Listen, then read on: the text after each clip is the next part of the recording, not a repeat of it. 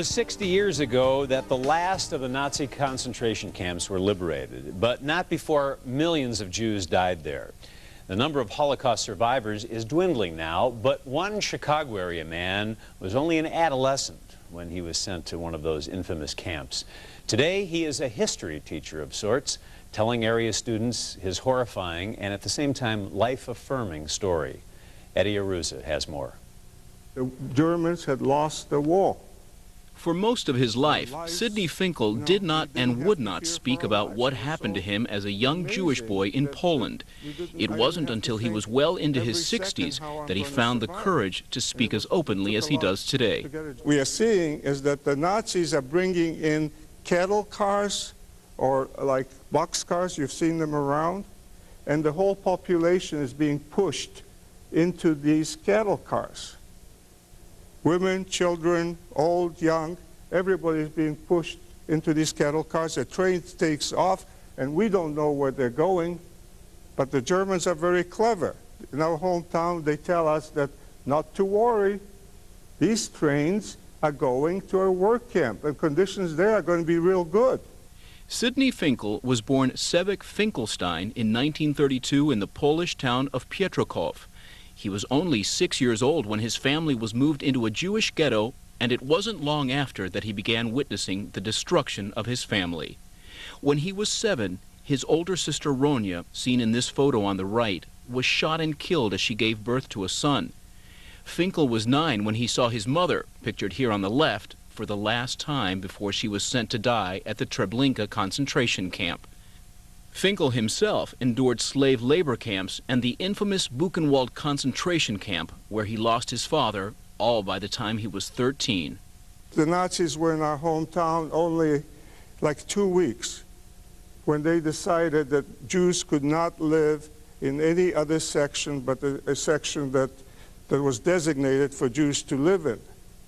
But young Sevek endured, surviving starvation and typhus, and eventually ending up in a boarding school in England where he got his new name. In the early 50s, he came to the Chicago area to live with an uncle. But his horrifying experiences would remain buried within him for another 40 years. Wouldn't read nothing about it. If there was something on TV, I would leave the room. I didn't even tell my children about it till 50 years later. Why is that? My main concern was that I wanted to forget the past, and I certainly did not want to burden my kids with this because I thought that they would take it on and feel some kind of a responsibility or guilt over it. It was a trip to the Holocaust Museum in Washington, D.C. that finally unlocked Finkel's innermost secrets and got him to share his experiences with his children. It was then that his son asked him to tell his story to a group of students. I was really nervous about that because I didn't have much memory and how would I do it, but I didn't want to disappoint my son, so I went before this class and I was astonished, really flabbergasted that these kids actually listened to me. They listened, there was of interest, they applauded me, and then, I just thought, wow, I must have something that they want to listen to. That was 10 years ago. Finkel has since made a career of speaking to middle school and high school students, relaying what he went through when he was their age. He recently wrote and published his autobiography entitled Sevek and the Holocaust, the Boy Who Refused to Die. Each time that I spoke, something else would pop out. That's why my story was never actually the same. And I found that by speaking about those things that I healed myself. I don't think of it as a mission, and I don't think of it as being my duties. Other survivors do, and it's great. I just do it because I like doing it.